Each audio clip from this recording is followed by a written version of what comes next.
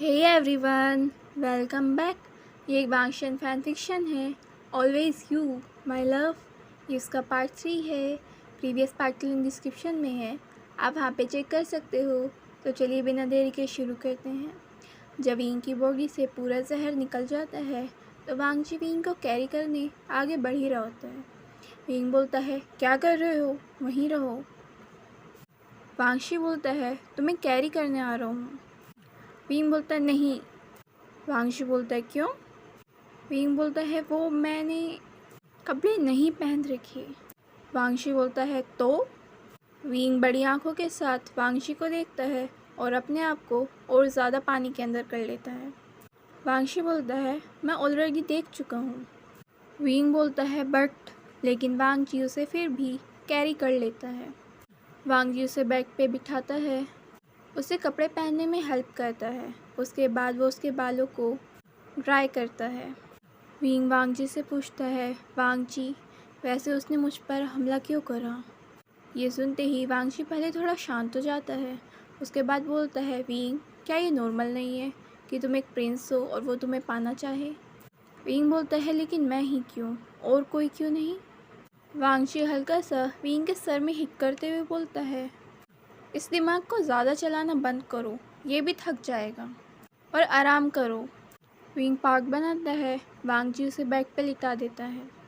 उसके बाद वांगजी बोलता है, विंग, अब से तुम यहीं रहोगे, फोक्सरैलम में।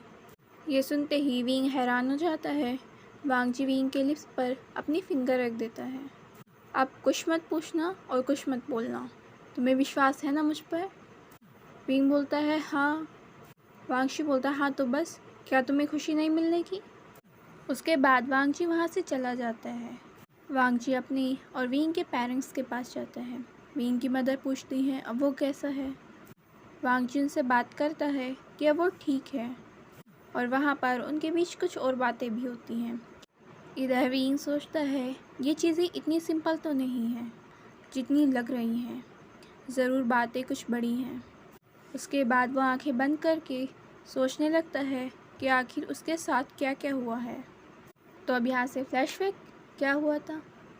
विंग अपने रूम में होता है, वो वहाँ पर कुछ सोच रहा होता है। वो सोचता है क्या वांगजी उसे पहचान पाएगा या नहीं। तभी सडनली उसके दिमाग में एक आइडिया आता है। उसके चेहरे पर बड़ी सी स्माइल आ जाती है।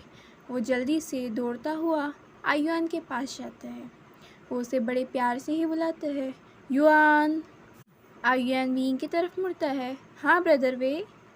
विंग बोलता है, अभी मेरे साथ मदर एंड फादर के पास चलो और उनसे बात करेंगे कि हम लोग अभी जा रहे हैं फोक्सरैलम, और ये सभी बाद में आते रहेंगे। ये सुनते ही आयन हैरान हो जाता है और सोचता है, अब क्या चल रहा है आपके दिमाग में ब्रदर वे? विंग बोलता है, मुझे कुछ काम है वहाँ पर। युआन अपनी एक आईब्रो पर करते हुए बोलता है, रियली? विंग बोलता है, ऐसे मत देखो जैसे कि मैं वहाँ पर कोई काम को ख़राब करने जा रहा हूँ। आयुआन बोलता है, ब्रदर वे, आपसे उम्मीद तो यही की जा सकती है। विंग मुंह बनाता है और आयुआन को उसके हाथ से पकड़कर वहाँ से खींचता हुआ ले जाता है। विंग अपनी मदर से बोलता है, मदर, हम लोग अभी फोक्सरैलम जाना चाहते हैं। विंग की मदर विंग को देखती है, अब क्या हो गया? शाम को तो वैसे भी जाना है। विंग बोलता है, मदर, मैं और आयुआन चाह रहे हैं कि हम वहाँ पहले चले जाएं, और वहाँ पे जो आसपास की जगह हैं हम वहाँ पे घूमना चाहते हैं, और शाम को हम जश्न में आ जाएंगे। विंग के फादर बोलते हैं, आसपास की जगह घूमना चाहते हो या प्रिंस लान वांगची को पहले ही देखना चाहते हो? विंग बोलता है, बिल्कुल सही। फिर वो एकदम से बोलता है, नहीं। जैसे ही उसे रियलाइज़ हुआ था कि आखिर उसने क्या बोल दिया, वो अपने फादर की तरफ देखते हुए सोचता है, फादर आप भी ना। उसके बाद वो नर्वसली अपनी मदर की तरफ देखता है, मदर, ऐसा कुछ भी नहीं है, ट्रस्ट मी। मैं और युआन वहाँ पे सिर्फ थोड़ा घूमना चाहते हैं पहले। विंग की मदर मना कर देती हैं। विंग के फादर बोलते हैं, जाने दो ना उसे। विंग की मदर कुछ बोलने वाली होती हैं। विंग के फादर बोलते हैं, अब वो वैसे भी बड़ा हो चुका है। विंग के फादर विंग से बोलते हैं, जाओ सन, तुम चले जाओ। विंग की मदर इस चीज़ के खिलाफ थी, लेकिन फिर वो कुछ सोचकर बोलती है, ठीक है, लेकिन तुम म्यांमार को अपने साथ ले जाओगे। विंग सोचता है, हो गया स्याप्पा, सारा काम खराब हो गया। विंग की मदर बोलती हैं, अदरवाइज़ तुम भी नहीं जाओगे। विंग कुछ देर सोचने के बाद हाँ कर देता है और सोचता है, इससे तो मैं किसी भी तरह छुटकारा पा ही लूँगा। उसके बाद विंग, आयुन और म्यांमार तीनों ही फोक्सरैलम के लिए निकल जाते हैं। फोक्सरैलम पहुंचकर वो वहाँ पर घूमना शुरू कर देते हैं, लेकिन विंग के दिमाग में था कि वो किसी भी तरह से म्यांमार से छुटकारा पा ले। वो वहाँ पर धुएं की मदद से एक इल्यूज़न पैदा करता है। उस इल्यूज़न की मदद से विंग आयुन का हाथ पकड़कर वहाँ से भाग जाता है और उन्हें म्यांमार से छुटकारा मिल जाता है। इस दौरान विंग का पीछा एक काला साया भी कर रहा था, जो कि विंग पर नज़र रख रखा था। युआन विंग से पूछता है, ब्रदर, अब क्या करोगे आप? विंग एक बड़ी सी स्माइल दिखाता है और वो वहाँ पर एक पर्सन को बुलाता है। युआन उस पर्सन को देखकर और भी ज़्यादा सोच में पड़ जाता है। विंग बोलता है, ये जिनलिंग है, ये एक शैडो स्पिरिट है जो कि वांगची को गार्ड करती है। युआन बोलता है, ब्रदर, लेकिन शैडो स्पिरिट तो केवल स्पिरिट रैलम के रॉयल फैमिली मेम्बर के पास होती है। विंग बोलता है, हाँ, ये मेरी ही थी, लेकिन मैंने इसे वांगची को गिफ्ट कर दिया था। जिनलिंग बोलता है, प्रिंस, आपने मुझे यहाँ क्यों बुलाया? विंग बोलता है, मुझे वांगजी से मिलना है। ये सुनते ही युआन एकदम से बोलता है, क्या? विंग बोलता है, हाँ, लेकिन इस तरह से नहीं, मुझे किसी और तरह से मिलना है। युआन बोलता है, ब्रदर, वे सोच समझ के करना कुछ भी। विंग पार्क बनाते बोलता है, मतलब? इस बात पर जिनलिंग भी हंसने लगता है। वो बोलता है, प्रिंस, आप बिल्कुल भी नहीं बदले। युआन बोलता है, आप अपनी शैडो स्पिरिट से ये सब काम कराते हो। विंग बोलता है, पहली बार बुलाया है इसे, अदरवाइज़ मुझे पता ना होता कि वांगची कैसा दिखता है अगर मैं इससे ये सारे काम कराते रहता। जब से मैंने इसे वांगची को दिया है तब से ये वांगची के पास ही है। युआन बोलता है, ब्रदर वे, वैसे आप प्रिंस लान वांगची को पहचानोगे कैसे फिर?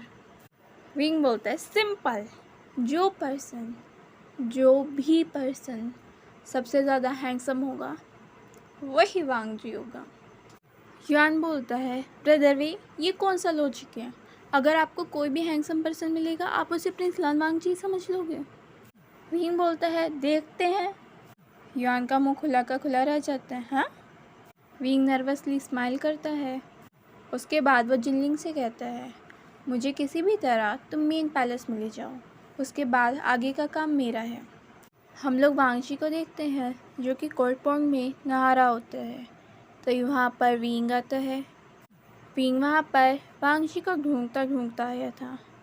विंग ने खुद को एक लड़की के रूप में ड्रेसअप कर रखा था और उसने अपने फेस को व्हील से कवर कर रखा था। जैसे ही वांगची को वहाँ पर किसी के आने की आहट आती है, वो जल्दी से अपने कपड़े पहनता है और पॉन्ड से बाहर आके खड़ा हो जाता है। जैसे ही विंग वांगची को देखता है, उसकी आंखें बड़ी हो जाती हैं। वो सोचता है, क्या यही प्रिंस लान वांगची हैं? उसने सुना था कि वांगची काफ़ी ज़्यादा हैंडसम है, लेकिन उसे ये नहीं लगा था कि बिल्कुल इतने ज़्यादा हैंडसम।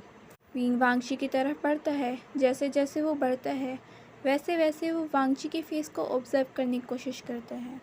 वो वांगची की आंखों को देखता है जो कि इमोशनलेस और कोल्ड लग रही थी, लेकिन बिल्कुल शार्प, जो किसी की भी सोल में झांक सकती थी। और उन्हें देखने के लिए न जाने कितनी इमोशनल सपोर्ट का ज़रूरत पड़ता। उसके चेहरे पर कोई भी एक्सप्रेशन नहीं थी, उससे एक कोल्ड ऑरा एमिट हो रहा था। वांगची पूछता है, कौन हो तुम? विंग बोलता है, आपको अपने आसपास भी ध्यान रखना चाहिए प्रिंस लान वांगची। आपको पता होना चाहिए कि न जाने आपके कितने ज़्यादा एडमायर हैं, और मैं भी बस उन्हीं एडमायर में से एक हूँ। वांगची ऐसे ही खड़ा रहता है। विंग अब और भी वांगची के क्लोज आने लगता है। जैसे जैसे विंग वांगची के क्लोज आता है वैसे ही वो अपने फेस पर से व्हील को हटा देता है और उसे वहाँ पर एक पत्थर पर रख देता है। विंग बोलता है, वैसे प्रिंस, सच में आपको सज़ा होनी चाहिए किसने कहा था कि आप इतने ज़्यादा हैंडसम बनो और इतने सारे लोगों के दिल को दर्द दो? लोग आपकी एक झलक देखकर ही आपके प्यार में गिर जाते हैं। और कभी आपने उनके बारे में सोचा है? उसके बाद विंग और ज़्यादा क्लोज आ जाता है, अपनी फिंगर्स को वांग जी की चेस्ट पर फहराने लगता है। विंग को ये देखकर अच्छा नहीं लगता कि वांग जी ने विंग को दूर नहीं फेंका या उसके हाथ को बिल्कुल भी नहीं हटाया। लेकिन फिर से विंग स्माइल के साथ वांग जी से बोलता है, वैसे प्रिंस, आपके दिल में कौन है? कोई है क्या जिसने आपके दिल पे कब्ज़ा कर लिया, या फिर अभी हमारे लिए जगह खाली है? वांगशी बोलता है, वैसे आप काफ़ी ज़्यादा खूबसूरत हैं, आपका नाम क्या है? ये सुनते ही जैसे मानो विंग की आंखें नैरो हो जाती हैं, लेकिन वो फिर भी आंसर कर देता है, श्वान लू। वांगशी बोलता है, हाँ तो श्वान लू, आप मुझसे प्यार करती हैं? विंग बोलता है, ऑफ कोर्स। वांगशी बोलता है, मुझे भी काफ़ी ज़्यादा खुशी होगी अगर आपके जैसी कोई खूबसूरत महिला मेरी ज़िंदगी में आएगी। ये सुनते ही विंग का मुंह बन जाता है। उसके बाद वांगजी कंटिन्यू रखता है, और हाँ, मुझे अपने आसपास भी नज़र रखनी चाहिए। आपने सही कहा, न जाने कितने लोग मुझे एडमायर करते हैं, तो मुझे ध्यान देना चाहिए। शायद उनमें से मुझे कोई पसंद आ जाए, जैसे कि अभी आप आ गई। विंग बोलता है, लेकिन मैंने सुना है कि ऑलरेडी स्पिरिट प्रिंस आपसे प्यार करते हैं, और ये भी सुना है कि आप भी उनसे प्यार करते हो, तो फिर अब आप ये सब क्या कह रहे हो?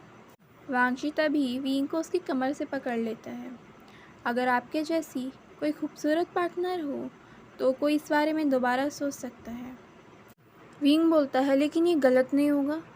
वांगशी बोलता है, अभी तो आपने खुद ही कहा था कि मुझे अपने आसपास ध्यान देना चाहिए, और आपने खुद ही एक्सेप्ट करा कि आप मुझे पसंद करती हो, और मुझे भी तो आप पसंद आ गई, तो फिर इसमें गलत क्या होगा? और जिसके पास आप जैसी ब्यूटीफुल पार्टनर हो तो डेफिनेटली वो स्पिरिट प्रिंस के बारे में भी दोबारा सोच सकता है, तो इसमें मेरी क्या गलती? विंग गुस्से में वांगशी को पीछे पुश कर देता है। विंग बोलता है, तुम बिल्कुल भी अच्छे नहीं हो। वांगशी बोलता है, लेकिन अभी तो तुमने ही मेरी तारीफ़ें करी थी। विंग बोलता है, हाँ वो मैंने गलती से कर दी थी कि तुम हैंडसम हो। तुम हैंडसम भी नहीं हो, तुम बिल्कुल बेकार दिखते हो। उसके बाद वांगशी वहाँ से चला जाता है। विंग को काफ़ी ज़्यादा गुस्सा आता है। वो अपने पैर को ज़मीन पे मारता है और सोचता है, वांगजी ऐसा कैसे कर सकता है? वो किसी और लड़की के प्यार में कैसे पड़ सकता है? उसके बाद विंग आयुआन और म्यांमार के पास चला जाता है। म्यांमार विंग पर चिल्ला रही थी कि आखिर वो उसे छोड़कर ऐसे कहाँ गायब हो सकता है, अब उसने क्या शरारत कर दी। लेकिन जब विंग आयुआन और म्यांमार को सारी बात बताता है तो दोनों अपनी हंसी नहीं रोक पाते। विंग बोलता है, हंसना बंद करो, मैं बस लड़की बनकर इसलिए गया था क्योंकि मुझे देखना था कि उसके रिएक्शन क्या होंगे, और बस ये था कि साथ में उसे थोड़ा सा परेशान कर दूँ या इरिटेट कर दूँ। लेकिन उसने तो मुझे ही किलसा दिया। मतलब सीरियसली, सामने एक लड़की नहीं गई कि वांगजी इतना बदल गया। ये बोलने के बाद विंग पार्क बना के बैठ जाता है। आयुआन बोलता है, ब्रदर वे, टेंशन मत लो, सब ठीक हो जाएगा। म्यांमार बोलती है, आयुआन कौन सी होप दे रहे हो? मैं तो पहले ही कहा था, अब तक तो वो इसे भूल भी चुके होंगे। और ये बोलने के बाद म्यांमार विंग को अपनी जीभ दिखाती है। विंग म्यांमार की तरफ गुस्से से देखता है, यू एग्रेसिव लेडी। म्यांमार बोलते, क्या बोला तुमने? विंग बोलता है, जो सुना तुमने। और ये कहकर विंग वहाँ से भागना शुरू कर देता है। म्यांमार विंग के पीछे पीछे उसे पकड़ने के लिए भागती है। आयुआन इन दोनों को ऐसे देखकर हंसने लगता है। अब शाम के समय जश्न की बारी आती है। धीरे धीरे सारे मेहमान आ चुके थे। वहाँ पर विंग भी पहुँच जाता है आयुआन के साथ। विंग के पेरेंट्स भी आ चुके थे। अब एंट्री होती है फॉक्स किंग और क्वीन की। उसके बाद वहाँ पर वांगजी की एंट्री होती है। वांगजी के फादर वांगजी को जन्मदिन के लिए विश करते हैं, अपनी खुशी जाहिर करते हैं, और साथ ही में ये अनाउंस करते हैं कि कल वांगजी को फोक्स रैलम का थ्रोन दे दिया जाएगा। ये सुनते ही सभी लोग वांगजी को विश करने लगते हैं। इस पूरे दौरान विंग नोटिस करता है कि वांगजी की नज़रें बस विंग पर ही हैं। विंग सोचता है वांगची उसे ऐसे देख रहा है कि मानो वांगची ने उसे पहचान लिया हो कि ये विंग है, लेकिन वो मुंह बनाकर दूसरी तरफ देखने लगता है। अब वांगची को उसके जन्मदिन के लिए गिफ्ट दिए जाते हैं, साथ ही में उसे विश भी किया जाता है। शाओ आगे आकर वांगची को विश करती है, लेकिन वांगची का कुछ खास रिस्पॉन्स नहीं होता। उसे उम्मीद थी कि वांगची कुछ तो रिस्पॉन्स करेगा, ना तो उसके विश करने पर और ना ही उसके गिफ्ट को देखकर। वांगची का कुछ खास रिस्पॉन्स था। वो नोटिस करती है कि वांगची की नज़रें बस विंग पर ही हैं। ये देखते ही उसे काफ़ी ज़्यादा गुस्सा आता है, क्योंकि उसने काफ़ी ज़्यादा मेहनत करी थी कि वो किसी भी तरह प्रिंस वांगची को इम्प्रेस कर सके। वो अपनी मुट्ठी को टाइटली बंद कर लेती है और वहाँ से गुस्से में चली जाती है। अब विंग की भी बारी आती है, लेकिन वो वांगची को विश करते हुए बिल्कुल भी वांगची की तरफ नहीं देखता। वो वांगची को विश कर देता है, उसे उसका गिफ्ट भी दे देता है। उसे पता होता है कि वांगची की नज़रें उस पर हैं, लेकिन वो उसकी तरफ नहीं देखना चाहता। वांगची वहीं पर बैठा हुआ स्माइल करता है। उसके कुछ टाइम बाद विंग जश्न से भी बाहर आ जाता है। वो बाहर अकेला ही होता है, तो ये पीछे से कोई पर्सन आकर उसे गले लगा लेता है। विंग उससे स्ट्रगल करने वाला ही होता है कि तभी वो पर्सन बोलता है, अगर चीज़ें सहन नहीं कर सकती तो मजाक की शुरुआत ही क्यों करते हो। ये सुनते ही विंग तो एकदम स्टक रह जाता है। ये आवाज़ किसी और की नहीं बल्कि वांगची की थी। विंग वांगची की तरफ मुड़ता है, क्या तुम्हें पहले से ही पता था कि वो मैं हूँ? वांगची बोलता है, हाँ। विंग बोलता है, लेकिन तुमने मुझे कुछ कहा क्यों नहीं? वांगची बोलता है, मैं भी तो देखना चाहता था। विंग बोलता है, ये गलत बात है। वांगची बोलता है, यस, वाह सही तो तुम हो। विंग बोलता है, तुमने मुझे पहचाना कैसे? वांगची विंग की तरफ देखते हुए बोलता है, सीरियसली? जो शैडो स्पिरिट मुझे गार्ड कर रही है, उसकी हेल्प से मेरे ही मेन पैलेस में आते हो, मुझसे ही आके फ्लर्ट करते हो, बिना ये सोचे समझे कि आखिर इसका रिज़ल्ट क्या हो सकता है। मेरे पास आकर मुझे टच करने की हिम्मत रखते हो। और कुछ बाकी है?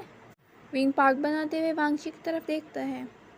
वांगची बोलता है, और वैसे भी मैं तुम्हें वैसे भी पहचान सकता था। मुझे किसी चीज़ की ज़रूरत नहीं है तुम्हें पहचानने के लिए विंग। विंग बोलता है, ऐसा है क्या? मैंने तो सोच लिया था कि मुझे जो पर्सन सबसे ज़्यादा हैंडसम दिखाई देगा, मेरी तरफ से मैं उसे ही प्रिंस लान वांगची मान लूँगा। ये सुनते ही तो वांगची की आंखें नैरो हो जाती हैं, और तभी विंग को रियलाइज़ होता है उसने क्या बोल दिया। विंग बोलता है, वो मैं। वांगची विंग को पकड़ के अपनी तरफ एकदम से झटके से पुल करता है, जिससे विंग का हेड वांगची की चेस्ट से टकरा जाता है। वांगची बोलता है, ऐसी पागलपंती दोबारा सोचना भी मत। तो गाइस, आज के लिए बस इतना ही। अगर आपको ये पार्ट पसंद आया है तो प्लीज़ वीडियो को लाइक कर दीजिए और चैनल को सब्सक्राइब कर लीजिए। Thank you.